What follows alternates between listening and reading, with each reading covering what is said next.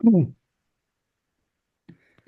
Hola, ¿qué tal? Buenos días, amigos de Logic. Muchas gracias por seguir sumándose en este cuarto día del Legal AI Summit. Felicidades a ustedes que tenemos más de 65 ponencias y se han conectado en la mayoría. Entonces, muchas gracias, felicidades por su esfuerzo. Y bueno, ya en este cuarto día, en esta segunda hora, hoy tengo el gusto de estar acompañando a John Alexis Guerra Gómez. Doctor, muchísimas gracias por aceptarnos la invitación. Sé que tiene una agenda bastante ocupada, como lo comentábamos, y que nos haya hecho este espacio en su agenda, pues significa mucho para nosotros. ¿Cómo estás?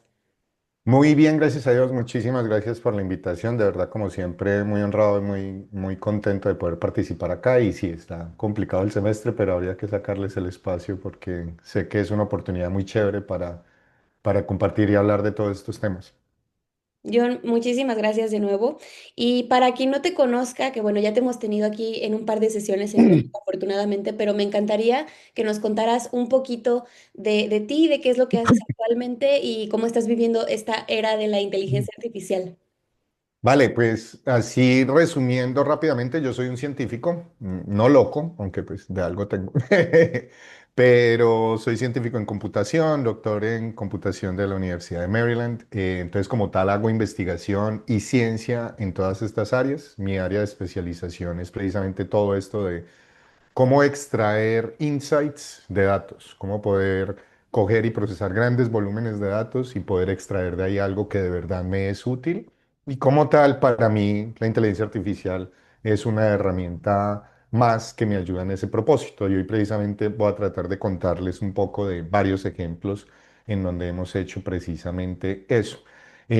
¿Cómo lo estoy viendo en esta nueva era? De pronto con un poco más de escepticismo del que manejan normalmente sobre todo los medios y la gente de marketing, o sea, no tan subido en, como llamamos nosotros, el AI hype train, el tren de la moda del AI, sino más bien mirándolo con escepticismo y hoy voy a tratar de mostrarles algunas cosas que sí funcionan, más allá de lo que muchas veces la gente va vendiendo. Buenísimo. Pues muchísimas gracias. Nos hacía falta este enfoque científico en este summit. Entonces, sé que nos tienes preparado algo y pues todo tuyo, el micrófono maestro. Estamos atentos aquí a las preguntas que puedan tener y vamos adelante. Vale, perfecto. Buenísimo. En cualquier momento en que puedan tener alguna pregunta o algo, me dicen. Y de pronto también, Melanie, si me puedes pasar como mensajitos cuando vayas viendo que me queden, no sé, 20 minutos o algo así, que tiendo a hablar muchísimo y es Excelente. para que no, perdón, no nos falte mucho. También me faltó decir, soy profesor también en la Universidad de Northeastern y hago parte del Biz Lab, el Curie Biz Lab, y trabajo aquí en Silicon Valley, precisamente en el campus de Oakland. Y como les decía, básicamente hoy les quiero hablar de este tema de información y cómo extraer datos, específicamente del tema de visualización interactiva de información y cómo podemos utilizar eso para poder extraer y empoderar todo el tema de exploración visual de datos, ¿vale? Entonces, para eso, pues vamos a enfocarnos en esto de la visualización de información, en especial en la parte de interactiva, que de pronto puede ser un poco diferente a lo que ustedes están acostumbrados. Aquí frente a eso, les voy a traer un quote de mi advisor de doctorado, una de las personas más prominentes de todo el tema de visualización, que dice que el propósito de la visualización no es crear figuritas bonitas, sino generar insights, ¿ok? Y hablando del tema específico del AI, yo creo que podemos hacer exactamente el mismo paralelo. Es el hecho de decir, oye, no, no se trata de decir estoy utilizando AI porque todo el mundo está diciendo que utilizan AI, sino de qué manera puedo yo hacer para poder hacer que esta vaina de verdad nos permita agregar valor, ¿ok? Entonces, para enfocarnos en ese tema de los insights, básicamente los insights es un concepto que me gusta mucho, que es como algo que yo puedo extraer con AI o con los datos o con visualización, con lo que sea, pero que requiera un entendimiento profundo de los datos, que sea significativo, que no sea obvio, ¿sí? En mi ejemplo favorito para eso es que cuando yo soy colombiano y soy Fulbright, y como tal, cuando terminé mi doctorado, tenía un compromiso de regresar al país por lo menos por 2 años, estuve 5, y estuve en una charla en Colombia y un muchacho estaba haciendo un análisis de datos, de todos los datos financieros del país, y al final de todo el análisis y de aplicar un montón de cosas, que Ego Networks y diferentes centralidades. Aquí me enredo tratando de traducir los conceptos en inglés. Eigenvector centralities y cosas así por el estilo. Al final de todo eso decía, y entonces lo que encontré es que Bancolombia es el banco más grande de Colombia. Y yo era como, pero eso te lo dice cualquier persona, incluso un mexicano te puede decir eso sin ni siquiera saber eso de Colombia. Entonces eso no es un insight, ¿vale? Aparte de eso, hay algo que le puede interesar mucho a ustedes, es como que sea accionable, es decir, yo pueda tomar una decisión con eso que me permita mejorar la calidad de mi empresa o agregar más valor, y en últimos que sea basado en datos, ¿vale? Entonces, ¿cómo hacemos esto? Pues hay un proceso que me gusta mucho con estos gráficos súper avanzados que tengo yo acá, básicamente donde yo explico que si viene un usuario con unos datos, generalmente lo que va a hacer un analista de datos, y especialmente hoy en día, es que va a poner eso en una caja negra, y todas estas cosas de ley ahí terminan siendo eso, unas cajas negras que nadie en realidad entiende, y de esas cajas negras salen unos resultados, ¿sí? Entonces, en el pasado, hasta hace 5 años, salían outliers, clusters y cosas muy difíciles de entender. Hoy en día salen un poco mejores porque estos chatbots hablan, son muy buenos para repetir las cosas que un humano diría, así sepa, sea que no entiendan qué es lo que están diciendo. Pero entonces antes la gente lo que hacía es que podía poner una visualización encima de eso. Y si se fijan acá, ya el muñequito está un poquito menos triste. Entonces, cuando hacemos eso es porque con la visualización por lo menos pues puede entender un poco más fácil eso. Hoy en día, por ejemplo, los chatbots ayudan un poco en eso, aunque a veces terminan en realidad desenredando más cuando empiezan a alucinar y a decirnos mentiras. Pero entonces la clave de lo que les quiero decir acá es que una de las cosas que es fundamental es que no me entregue solamente los datos, sino que yo le pueda hacer preguntas de vuelta. Entonces fíjense que yo tenía aquí una sola flecha de un lado y ahora tengo las flechas yendo para el otro lado. Y así de esa manera, cuando me entrega algo que no me cuadra o que me sorprende o que me interesa, yo le puedo hacer más preguntas para certificar y asegurarme de que efectivamente eso está bien. Y ahí viene el nirvana en donde yo idealmente quisiera poder llegar a abrir esa caja negra. ¿Qué hago yo si puedo hacer que esa caja negra ya deje de ser una caja negra y yo puedo entender qué es lo que está haciendo? ¿Listo? Entonces esto puede ser como un poquito enredado, pero pues entonces para eso mejor se lo muestro con ejemplos. Entonces, para eso les voy a mostrar varios ejemplos. Uno, sencillamente mostrando historias.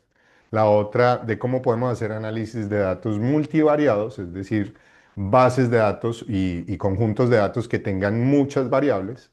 Eh, o cómo hacemos, por ejemplo, análisis de redes, con unos ejemplos del Senado.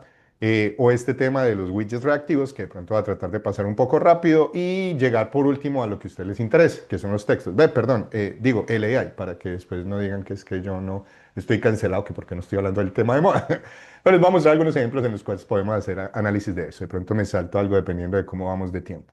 Entonces, para arrancar, venga, les presento un resultado que de pronto ya han visto, al que hayan visto en una charla mía, y de pronto no sé si han visto este específico de las elecciones de los Estados Unidos.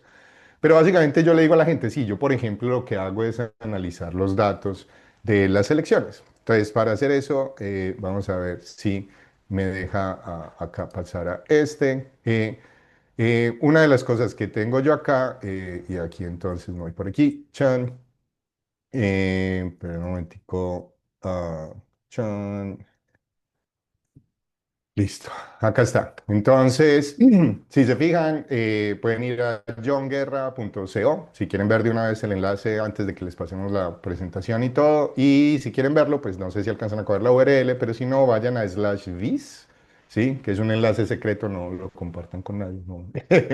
En donde pueden ver todos los proyectos que he publicado así rápidamente y seleccionen el de US Election Results. Entonces yo le digo a la gente que yo analizo datos de elecciones. Entonces la gente inmediatamente dice, ah, sí, entonces tú llegas y coges un mapa y ese mapa lo coloreas dependiendo de si ganó republicanos o demócratas. Entonces este mapa ya empieza a agregar pues algo de valor, pero pues por el otro lado es como, venga, pero ese es el resultado general del estado. Entonces, por ejemplo, aquí vemos que California supuestamente es completamente azul, pero si yo voy y agrego también los counties, entonces me doy cuenta que California es parcialmente azul, pero en realidad hay un montón de counties que son más bien republicanos.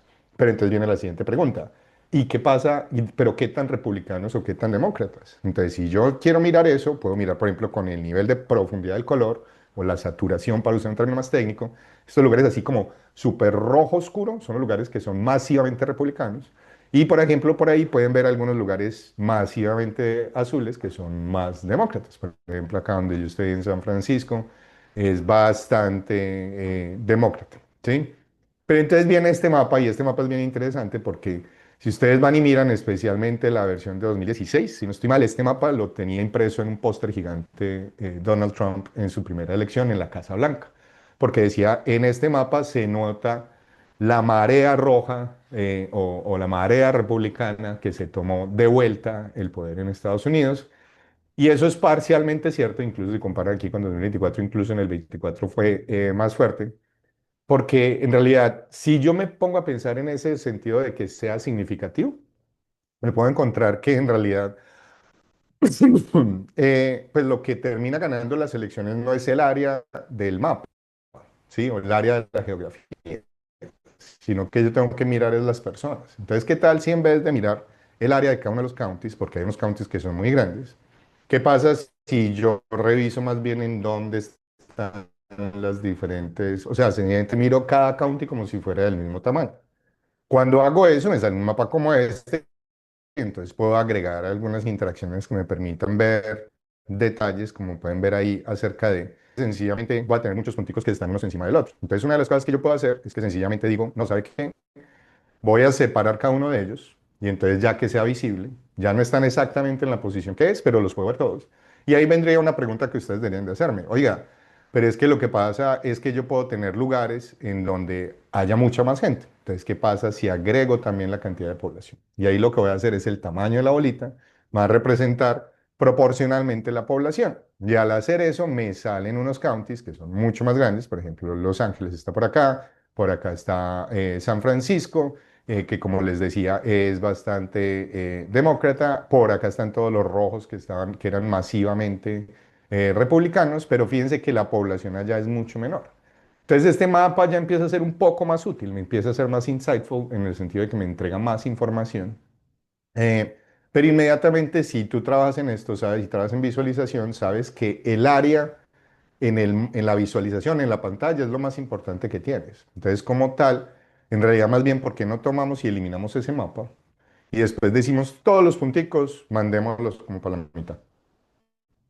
Y cuando ya los tengo en la mitad, empiezo a decir, oye, ¿y qué tal si los distribuimos dependiendo de qué tanto votaron por un lado o para el otro? Ah, se le tiene. Y este es la primera visualización, que si bien no es la más convencional, en mi opinión es la primera visualización realmente útil, realmente que me traiga insights acerca de esto. Y cuando estamos hablando de AI es exactamente lo mismo. O sea, hoy en día estamos llenos de ejemplos en donde vamos a tener cosas que son buenísimas, como para hacer un video de TikTok o de Instagram o lo que sea, y decir, uy, sí, ya esto se tomó todo. Pero a la hora de la verdad, la pregunta es, hombre, si por ejemplo yo soy un abogado y estoy utilizando ChatGPT y me genera referencias de cosas que no existen, o sea, eso no me sirve. Entonces, es muy importante enfocarnos en eso. ¿Cuál es la verdad funcionalidad? Por ejemplo, con esta gráfica que está acá, lo que podemos ver es por qué los republicanos ganaron el voto popular.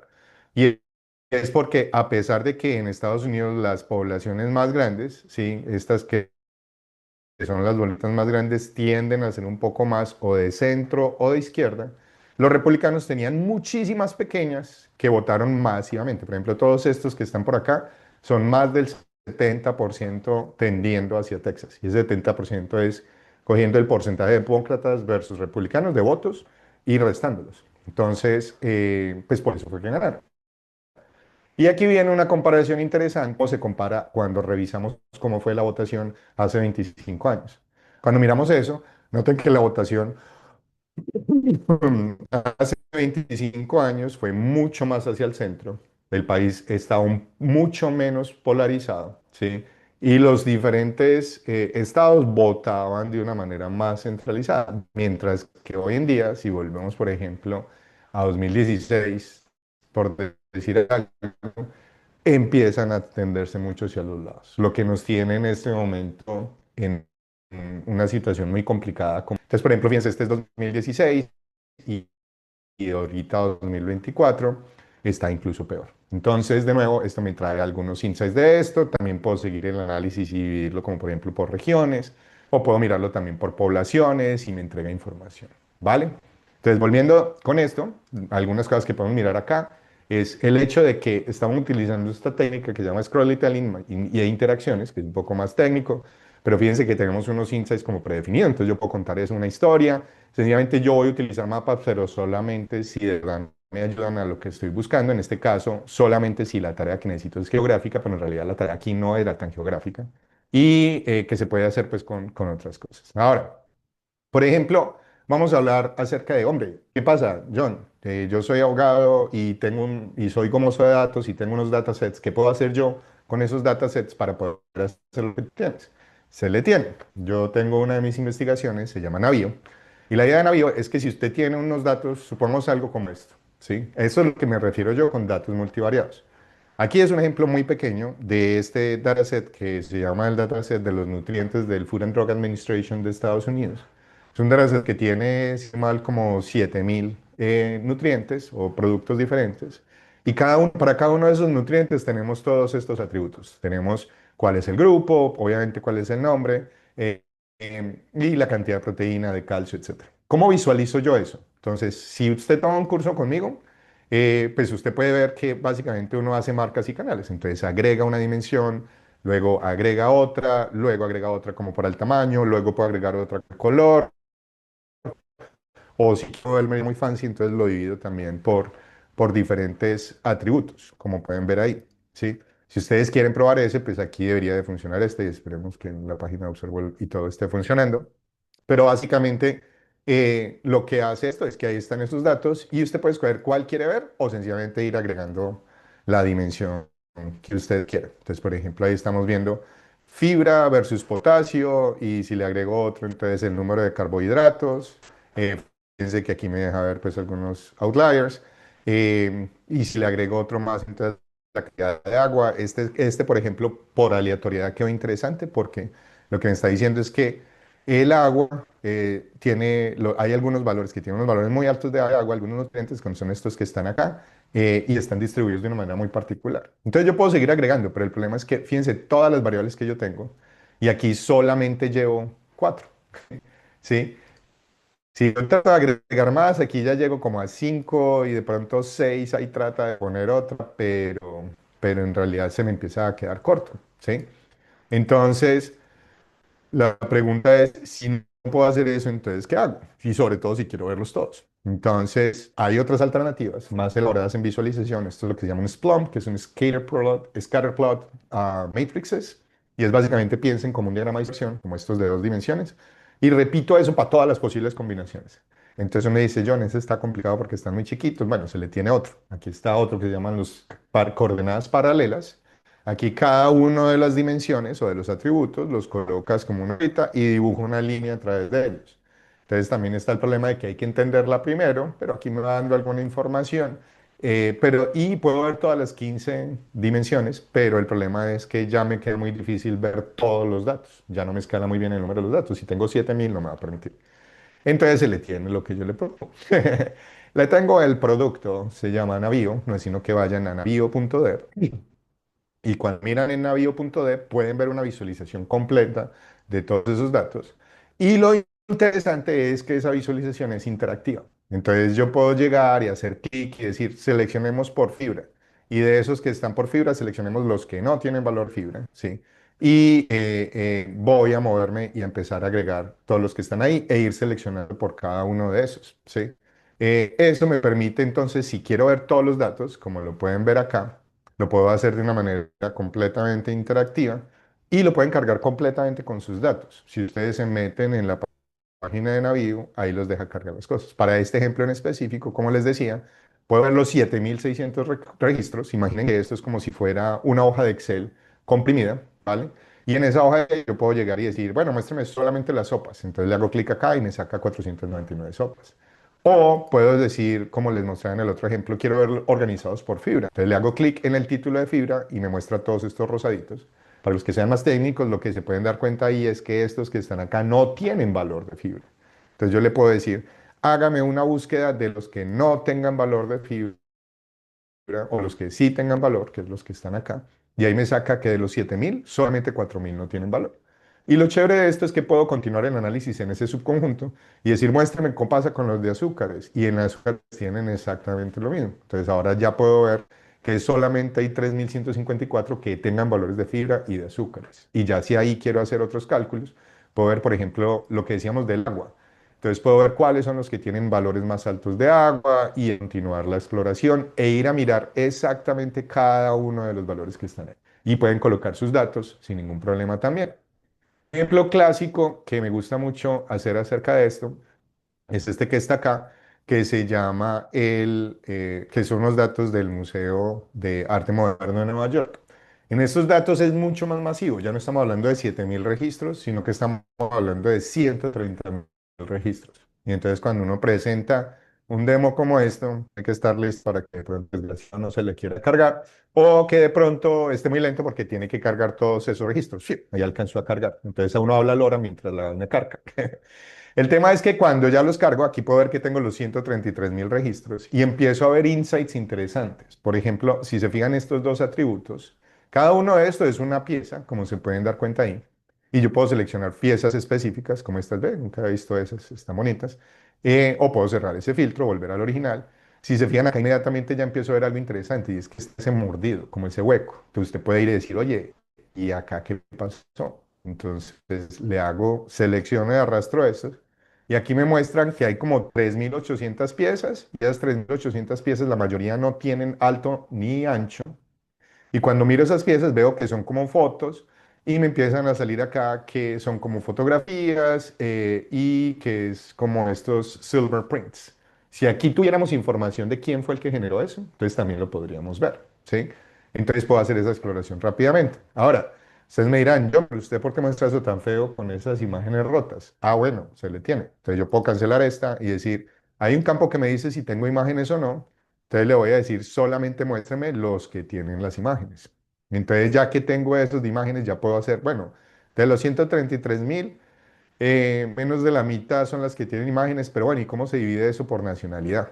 Ah, pues aquí entonces va a estar que los más grandes son los americanos y los británicos, entonces puedo ver solamente las piezas de los gringos, ¿sí? O busquemos por acá, a ver si alcanzó a ver, por ejemplo, estas son las piezas de los mexicanos. Entonces hay 582 piezas dentro del MoMA que son de mexicanos, ¿sí? Y que tienen imágenes. Entonces ahí vendría lo siguiente, ¿cómo es la distribución de género?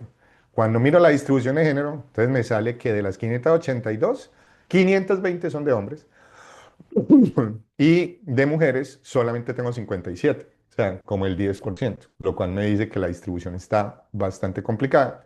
Y aparte de eso, lo otro que me permite ver son que hay otros que sencillamente tienen un género que dice paréntesis. Es decir, que en visualización nosotros llamamos esto como datos erróneos, pero igual te los permite ver. Y lo chévere de esto es que puedes hacer otras comparaciones. Por ejemplo, fijándose acá, este es el porcentaje de las de mujeres mexicanas. ¿Cómo se compara esa con el porcentaje de mujeres americanas? Fíjense que es un poco más grande. Este ya se vuelve como el 30%. Por ejemplo, si miro con la segunda más grande, que serían las francesas, de las francesas sí que hay mucha menos representación. De esas es como el 5%, ¿no? Que digo el 5, es menos del 5%. Y yo sé que todo el mundo está desesperado por ver la de los colombianos, entonces se le tiene la de los colombianos, en donde podemos ver que la de los colombianos es muy parecida, más o menos como el 10%. Pero fíjense todos los análisis que pudimos hacer, en donde estoy obteniendo resultados exactos, ya no alucinaciones. Entonces, de nuevo, el tema de la inteligencia artificial y todo es sí, muy chévere, pero yo necesito poder tomar decisiones con base en lo que tengo. Ahora, si quieren utilizar estas vainas, recuerden, no es sino que vayan a la página de navío.dev como desarrollador. Yo tengo el internet muy lento. Les va a salir esta página y si le hacen clic acá en este, abajo también les dice que cómo lo pueden probar, pero si le hacen clic en ese, aquí pueden venir y les va a presentar un navío, ¿sí? Y acá pueden venir y cargar un archivo CSV o cargar un archivo, incluso pues que venga de una base de datos Mongo y con esos datos pueden ya empezar a hacer su análisis, ¿vale? Listo, digamos que estamos cortos de tiempo. Entonces, si tiene muchos atributos que puede hacer, pues puede utilizar Navieo.dev, puede cargar sus propios datos y pueden explorar, buscar y resumir sus datos y utilizarlo como para filtrar en una aplicación si ya usted es un desarrollador y cosas por ese estilo. ¿Ok? Ahora, vamos a ver otro que puede ser interesante para ustedes, que es de redes, ¿sí? Entonces, este es un ejemplo que todavía estoy trabajando y que no he publicado así mucho, pero se los cuento ahí como de medio secreto, que es cómo votaron los senadores en Estados Unidos en 2024. Ya podríamos actualizarlo también para el de 2025. ¿Qué pasa? Vamos a decir que yo quiero ver qué tanto se ponen de acuerdo los senadores en Estados Unidos. Entonces, para eso lo que yo puedo hacer es que cojo cada uno de los senadores. Ese senador lo va a representar con un circulito. Ese circulito lo coloco del color del... Por ejemplo, el senador Padilla, que hace unos meses estuvo ahí mucho en las noticias porque lo sacaron arrestado por hacer preguntas a uno de los representantes del gobierno. Si quieren, vamos a ver cómo ha votado el senador Padilla. Entonces, para mirar eso, van a haber un conjunto de bills o de propuestas que se han puesto en el Senado. Y el senador básicamente a cada una de las propuestas tiene que ir a decir, oiga, yo a eso voy a votar sí, sí, no y no. Y después tomó otro senador, como el senador Ted Cruz de Texas, y ese senador a la primera decidió decir no, pero por alguna razón a la segunda dijo que sí, a la tercera dijo que sí y a la cuarta dijo que no. Va pregunta es qué tan de acuerdo están estos dos, ¿sí? ¿Qué tan de acuerdo están ellos? Entonces, pues en la primera no están de acuerdo, pero en la segunda sí, en la tercera no, en la cuarta sí. Entonces, a raíz de eso, lo que yo puedo hacer para resumir esto, porque sería mucha información tratar de presentarlo todo, yo lo que puedo hacer es sencillamente empezar a resumir eso y quedarme solamente, por ejemplo, con las veces en que estuvieron de acuerdo y contar cuántas veces fue eso. Entonces puedo trazar una línea y esa línea, el grosor de la línea, va a ser cuántas veces estuvieron de acuerdo. En este caso, dos veces, por decir algo. ¿Vale? Entonces, si lo hago así, ¿qué pasa si quiero ver todo el Senado? Yo quiero de nuevo, quiero presentármelo todo, es que mi plata, yo qué. Entonces, cuando hago eso, ¡pum!, me sale una vaina de estas.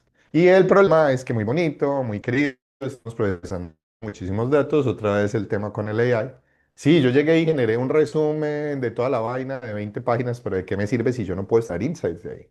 Entonces, esto que está es lo que llamamos nosotros una bola de pelo de gato, porque sencillamente, aunque tengo un gato y él con el pelo y es una bola, no la cogen. Ok, bueno, yo todavía estoy tratando de perseguir una carrera en la comedia, pero como que no se me da.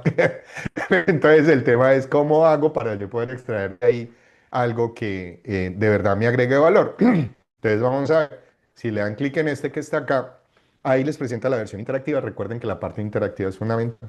Y entonces me sale esta visualización. Entonces, como les digo, aquí están cada uno de los senadores, pueden ir a ellos, pueden ir a mirar, por ejemplo, aquí está Marco Rubio, y pueden ver con quién ha estado de acuerdo o no ha estado de acuerdo. Pero la pregunta es, ¿qué pasa si yo quiero ver más información? Y puedo extraer más insights de ahí. Entonces, una de las cosas que yo puedo hacer es tomar el porcentaje de agreement entre ellos, qué tan de acuerdo estuvieron. Y entonces miro, por ejemplo, los que estuvieron de acuerdo a 1% del tiempo, de todos los bills. Subo a 3, a 4, a 5, a 7, 10. Y cuando empiezo a hacer eso de manera masiva, empieza a ocurrir un fenómeno que a mí me parece divino, parece casi que una cosa biológica, en donde los dos partidos empiezan a separarse. En este caso, hoy les dio la gana de decir quiere irse los republicanos a la izquierda, de pronto está cambiando en este mundo paralelo, pero aquí empezamos a ver una cosa que es muy interesante, y es que hay un conjunto de senadores republicanos que a veces están más de acuerdo o estadísticamente están más de acuerdo con los demócratas que el resto, ¿sí? Por aquí este siempre me llama mucho la atención, yo no entiendo tanto de política, pero me llama mucho la atención que el senador Graham, que dentro de lo poquito que entiendo, es muy representativo de los republicanos, y este senador está bastante de acuerdo muchas veces con muchos de demócratas, pero sobre todo muy de acuerdo con Murkowski y Collins, que ambos son como los que más de acuerdo están con los demócratas. Que esto es bueno o es malo, se los dejo a los expertos para que lo decían. Pero fíjense el poder de analizar y de presentar esta información y resumirla de una manera que me sea útil. Si ustedes continúan haciendo, subiendo más, entonces empiezan a ver hasta el nivel de, por decir algo, estos dos senadores están de acuerdo con los demócratas el 64% del tiempo. Igual también con muchos otros republicanos. Pero entonces está ese análisis. Y de nuevo, ok, que inteligencia artificial, pero ¿de qué manera se me permite extraer estos insights que me ayuden con eso? Entonces, ¿cuál es nuestro takeaway aquí? ¿Cuál es el mensaje para llevar? También pueden hacer análisis de cosas como de redes y cosas de ese estilo, ¿sí? Y pues sí, pero es muy importante porque me da una perspectiva diferente a los datos tabulares, pero es muy importante la interacción, ¿sí? Y hay un widget reactivo que pueden utilizar acá, pues los que sean eh, más techis, pueden ir a mirarlo como por ese lado. ¿Vale? Precisamente ahí vendría la siguiente parte de mi charla, que sería el tema de los widgets reactivos. Yo creo que por lo pronto esta parte me la voy a saltar porque puede ser un poco mucho más técnica. Entonces, más bien voy a ir a saltar a esta otra, que es la parte de inteligencia artificial. Si quieren ver la parte de widgets reactivos, ahorita me dicen y si nos queda tiempo al final la miramos o me hacen preguntas y tratamos de verla, porque también puede ser interesante si quieren más de desarrollo. Pero es probable que ustedes quieran escuchar más acerca de la AI. Entonces, venga, les cuento un experimento que he estado haciendo últimamente que puede ser también muy interesante para todos los abogados en el público. ¿Qué pasa? Resulta que nosotros los científicos, aparte de estar locos, una de las cosas que hacemos es que para poder publicar nuestros resultados, participamos en unas cosas que llamamos conferencias, ¿ok? Y en estas conferencias nosotros enviamos nuestras publicaciones, nuestras contribuciones a la ciencia y nuestros pares las revisan y si encuentran que efectivamente es una contribución, nos dejan publicarla ya. Hay unas conferencias específicas que nos parecen muy interesantes, por ejemplo, una de las más grandes, que la última que estuve este año fue la conferencia de interacción computador o la conferencia CHI, Computer Human Interaction, que está en Yokohama, en Japón. ¿Qué pasa? Uno va a conferencias y son conferencias masivas, ¿sí? Cuando uno va a estas cosas, resulta que si se fija en el número de papers, ¿sí? Y si se fija y trata de entender los papers, se da cuenta que es una conferencia de toda una semana con tracks paralelos. Ellos tienen una aplicación muy bonita que es esta que está acá. Un pull ahí o un shout out para David Chama, que es uno de mis amigos que diseñó esta o ayudó a diseñar esta aplicación. Y aquí yo puedo ver cada uno de los papers, pero hay un pequeño problema. Y es que si yo voy y busco algo, como por ejemplo quiero ver algo acerca de gráficos táctiles, que es una de las cosas con las que he trabajado con mi compañera de toda la vida en estas cosas, María Fernanda Zúñiga, en donde hemos hecho unas cosas interesantes, pues me van a salir algunos resultados. Y pues si son cuatro papers, pues está bien. Pero si yo quiero ver todo, quiero entender qué hay en la conferencia, hay un pequeño problema y es que son muchísimos papers. Esta es una distribución nada más por el tipo de papers y hay 2.380 papers. Entonces yo tengo 2.380 documentos, cada uno de 10 o de 5 páginas, algunos son más pequeños como de una, pero igual que me tocaría leer. ¿Cómo hago yo para entender de qué trata la conferencia? ¿Cómo hago para explorarlo? Entonces, es una solución que la gente diría, no, pues meta eso en Claude, que es como mi LLM favorito. Un LLM pues, es como el chatbot de estos que están de moda, como el ChatGPT, pero a mí me parece que Cloud funciona mucho mejor. Pero si yo le entrego ahí, así sea que le digo, hágame un resumen, o sea, puedo confiar en lo que está diciendo, de verdad puedo encontrar exactamente lo que quiero. Entonces, yo le presento una alternativa diferente. ¿Recuerdan Navío que les había contado? Lo chévere de Navío es que yo puedo ver Navío y podría con eso representar datos pues multivariados, ¿sí? Entonces con esos datos multivariados yo puedo hacer un concepto que es un poco complicado, pero que es muy poderoso y es coger todas esas dimensiones. Si yo tengo 15 dimensiones, puedo hacer un cálculo estadístico que me dice cómo hago yo para reducir eso a dos dimensiones.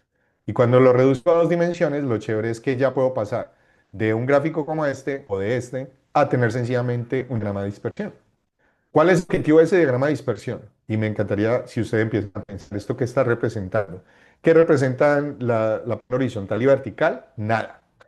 No es una variable como tal, no es algo que de verdad exista, sino que lo que está diciendo es que si dos puntos en esta reducción de dimensionalidad que llamamos, en este hiperplano que llamamos, están más juntos, ¿sí? Quiere decir que esos dos puntos se parecen más, ¿ok? Quiere decir que tienen valores más similares y funciona bastante bien para cosas así como esas. Entonces, por ejemplo, si ustedes van y miran, acá tengo otro experimento en donde pueden probar con ese y otra vez esperemos que el internet funcione, porque como estamos por acá en Silicon Valley y hoy está lloviendo, entonces probablemente por eso esté un poco lento, pero bueno, ahí va cargando.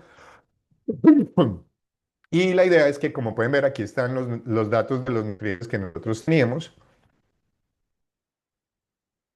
Voy cerrando mientras esto, ahí está perfecto. Y sencillamente ahí empieza a calcular la reducción de insulina. Incluso pueden ver la animación y todo lo que ocurre. Y aquí me deja ver que, por ejemplo, estos son dentro de los nutrientes. Aquí están todos los productos, como por ejemplo el pollo frito de Popeyes, o comidas rápidas, o comidas de cerdos y cosas así.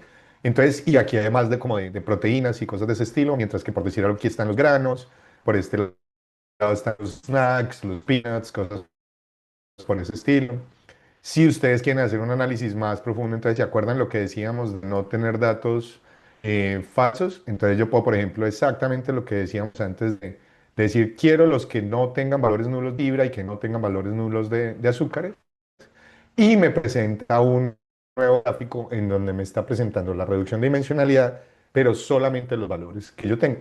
Y de nuevo, este puede ser más útil para mí, ¿vale?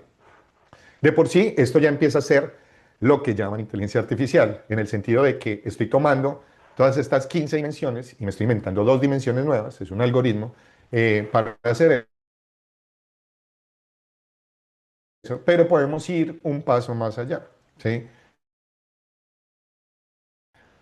¿En qué sentido? En el sentido de que yo con este UMAP puedo ir y es sacar problemas, porque lo que ocurre es que dependiendo del algoritmo que yo estoy utilizando, dependiendo de las características, me pueden salir clusters de diferentes maneras, puedo ubicar las cosas de diferentes maneras y ahí es donde todo este tipo de interacción se vuelve interesante, porque yo ya le puedo llegar y decir, no, ¿sabe qué? Yo quiero tener aquí los detalles de esto, de cómo, para compararlo, o yo solamente estoy interesado en realidad en comparar la proteína, los azúcares, y entonces aquí me va a entregar algo que es parecido a este, que es solamente millones.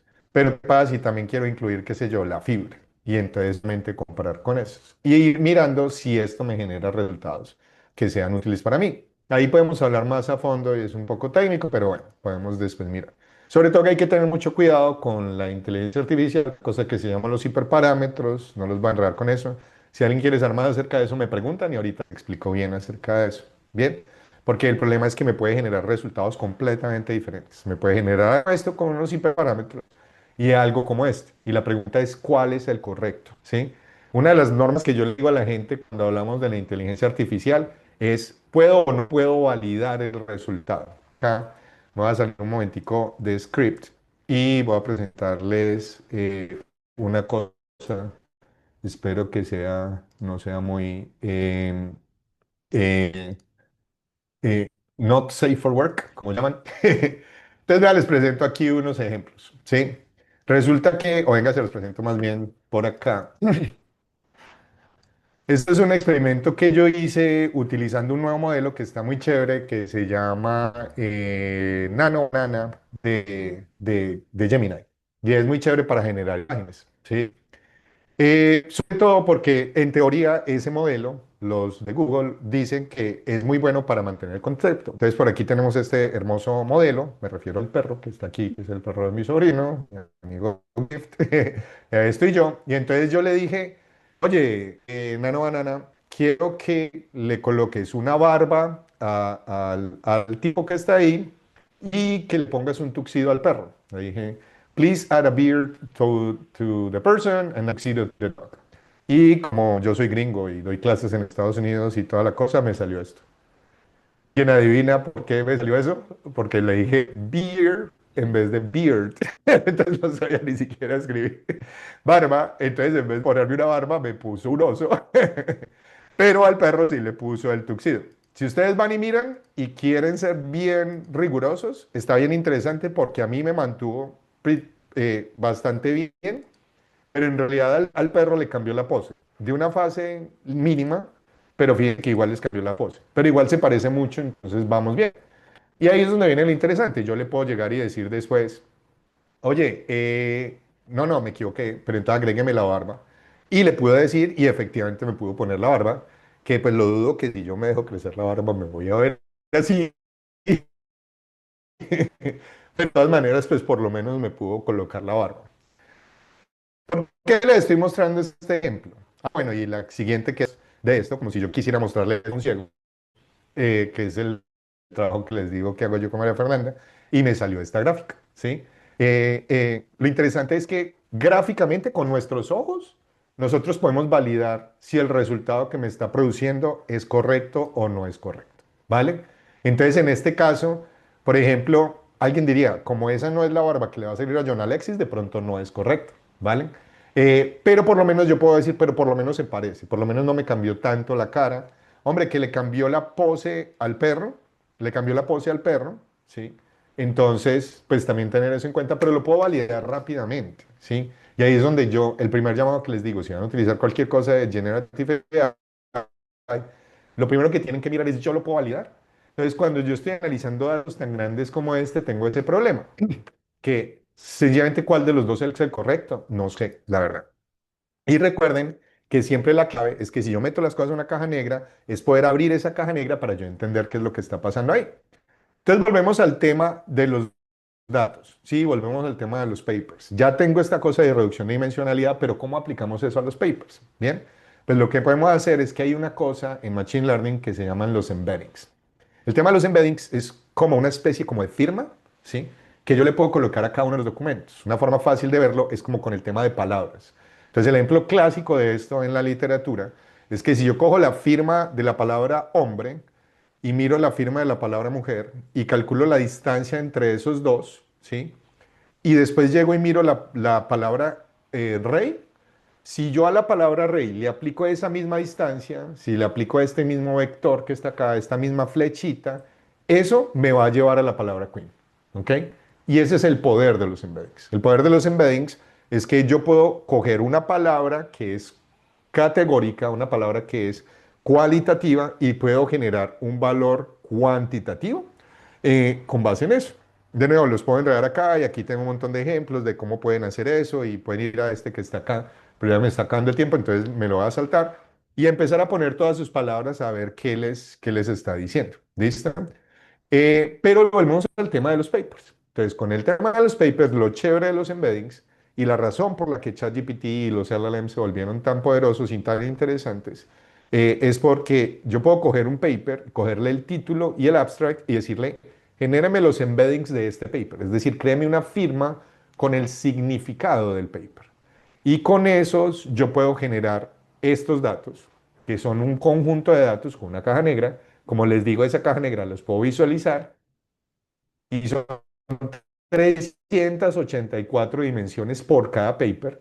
Y entonces puedo crear esta gráfica que está pues como chévere para chicanearles de, vea, como soy yo de poderoso, pero de ahí no sacamos información. Pero se acuerdan que yo les dije que si yo tengo algo multidimensional, le puedo hacer reducción de dimensionales. Entonces la clave es que hacemos esto. Primero, hago una caja negra que me lleva de los papers a embeddings. Y después de que ya tengo los embeddings, le hago otra caja negra que me lleva a la reducción de dimensionalidad con el objetivo de que los que estén acá tengan cuáles son los papers que son de un tema o que son del otro. Y aquí se genera este que está acá, que es el explorador de papers de la conferencia. Entonces les voy a tratar de mostrar acá el de la conferencia CAI. Y básicamente en ese pueden ver que aquí estamos viendo 1763 papers. ¿Listo? Esos son todos los papers. ¿Listo? Y aquí en esto recuerden, el eje horizontal y el eje vertical en realidad no representan nada más allá de que el paper que se parezcan o no se parezcan. Ustedes pueden ver toda la reducción de dimensionalidad, verla cómo se recalcula o pueden utilizar la versión ya recalculada. Lo interesante de esto es que yo le puedo hacer preguntas. Yo le puedo decir, oiga, ¿cuáles son los papers de realidad virtual? Cuando miro los papers de realidad virtual, entonces me dice que son estos que están aquí arriba. Ah, joder, madre, este ya lo rompí, tiene por acá un roto. Vamos a ver si el de 2024 todavía está funcionando. Como siempre, la recomendación, no hagan demos en vivo para que no les pase esto. Este tampoco está. Entonces, venga, tratemos con el, debe ser por esto último que estoy haciendo en este momento. Ahí está. Si este no funciona, ahí sí estamos fregados. Ay, Dios mío, pero esto qué le pasó. Miremos con este de todas maneras. Ay, ¿será que por esto? Ah, bueno. Bueno, en todas formas, aquí a la derecha por lo menos sí me lo muestra. El tema es que si yo miro esto, estos son los papers de realidad virtual. Puedo mirar, por ejemplo, los papers de accesibilidad. Fíjense que son como esta nube que está acá. Los de visualización son como estos que están acá y lo interesante es que yo le muéstreme exactamente esos que están ahí. O si yo le quiero decir como cosas como visualization in Colombia, cosas así por el estilo, o sencillamente busco cosas como Colombia, si se fijan aquí y a este lado, me está mostrando que los papers que más se parecen, porque no es un paper acerca de cultura y cosas así, no hay ninguno que vaya a encontrar algo que mencione directamente a Colombia, pero me salen cosas acerca de Latinoamérica. Entonces, lo chévere de esto es que me encuentra vainas que sean semánticamente parecidas y yo puedo llegar y decir, muéstreme este en específico, este que es acerca de Latinoamérica, o muéstreme estos otros. Entonces, por ejemplo, estos otros que están por acá tienen algo de sustentabilidad, de diseño, de vulnerabilidad y cosas por el estilo. Y de esa manera entonces puedo tener como un trabajo que sea más, en donde estoy utilizando la inteligencia artificial para generar, ir a encontrar lo que de verdad a mí me interesa, ¿sí? Y lo chévere de esto es que ya puede uno utilizar las búsquedas y con eso entonces ir a tratar de encontrar. Ya específicamente para cada una de las conferencias, una de las cosas chéveres que esto tiene es que me permite saber a qué uno de las a qué sesiones ir en específico, cómo escoger y todas estas cosas que ustedes ven ahí, ¿vale? Entonces, son todas estas cosas, hay que tener mucho cuidado con todos los hiperparámetros, no usarlos a la ligera, mirar a ver si yo puedo validar las cosas que están ahí y siempre tener como ese nivel de escepticismo para cuando estas cosas nos van a mentir. ¿Listo? Por último, entonces, les recuerdo, les he estado mostrando todos estos ejemplos de insights que nos dicen que lo interesante es poder coger esos datos y extraer cosas que me valgan, que me sirvan. Con la inteligencia artificial quiero que piensen exactamente igual. Ser siempre muy críticos y buscar las maneras en las que yo pueda hacerle preguntas para saber si efectivamente me está ayudando. Y con eso les agradezco muchísimo tratar de terminar ahí más o menos a tiempo para que tratemos de tener algunas preguntas. De nuevo, muchas gracias por la invitación y pregunten, díganme en qué les puedo colaborar. Muchas gracias. Maestro, muchísimas gracias. Un enfoque sin duda diferente a todo lo que habíamos visto en este Summit. Muchas gracias por presentarnos todo esto en lo que estás trabajando. A mí me gustaría preguntarte, en Estados Unidos, ¿qué tanto uso están haciendo pues el sector público, los quizás senadores, diputados para tomar decisiones? ¿Están haciendo uso de estas herramientas? ¿Qué tan cómodos se sienten? Porque pues nosotros a lo mejor como científicos o abogados podemos a partir de ahí tomar algunas decisiones, pero quienes realmente toman las decisiones importantes están interesados en hacer uso de estas herramientas. ¿Lo hice por el lado de la visualización o por el lado de la inteligencia artificial? Ambas, me pareció bastante interesante el primer ejemplo Lo de acerca las redes. de... Sí, sí, sí. Entonces quisiera saber si ya se sabe que estén utilizando el tema de la visualización y pues un poco también el tema de la inteligencia artificial para tomar ciertas decisiones. Pues en ese sentido, lo que ocurre, la respuesta rápida es no. Básicamente, nosotros lo que hacemos pues en el laboratorio y generando este tipo de cosas es tratar de crear estas herramientas y tratamos de encontrar usuarios y cosas con las que podamos hacer pruebas. Sin embargo, siempre hay una barrera muy grande para tratar de lograr que, pues por lo menos desde nuestra perspectiva, que una persona como la gente en la política quieran sentarse el tiempo que requiere para yo poder ir a analizar y pensar un poco más. Y como están tan ocupados todos, así como por ejemplo yo ahorita apagando incendios, entonces generalmente no se dan el chance de hacer esto. Hay algunos casos específicos y en donde, por ejemplo, hubo muchos procesos de liberar datos y con eso es que yo puedo hacer estas cosas. Por ejemplo, el hecho de yo poder acceder a los datos del Senado es por eso, porque el gobierno de Estados Unidos solía hacer, ahorita están tumbando varias de esas cosas, pero solía publicar muchas de esas cosas, lo que ayudaba y políticas como mucho de datos abiertos. Y había siempre muchas invitaciones para tratar de hacer que se tomaran decisiones en el gobierno con base en eso. Icónicamente, más bien, San Francisco y Silicon Valley trató mucho de tener eso, como de publicar cosas para que se tomen decisiones y sí hay experimentos, pero lastimosamente no es al nivel en que uno quisiera. Con el tema de la inteligencia artificial, yo creo que la respuesta es muy similar, ¿sí? Con la diferencia de que con la inteligencia artificial se puede volver muy peligroso por el tema de las cajas negras, ¿sí?